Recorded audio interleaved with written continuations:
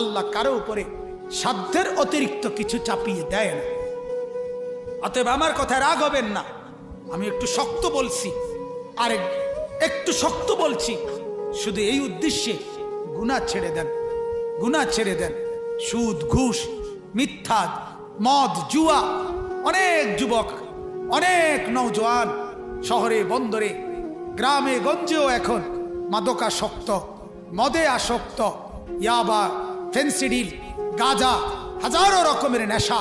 আহা, আল্লাহ নবী সাল্লাল্লাহু আলাইহি সাল্লাম বলেন, পরিষ্কার হাদিস, নবীজি বলছেন যে নেশা করে সেই ব্যক্তির কাছে মা, খালা, চাচি, বোন কেউ নিরাপদ থাকে না, নিরাপদ থাকে না।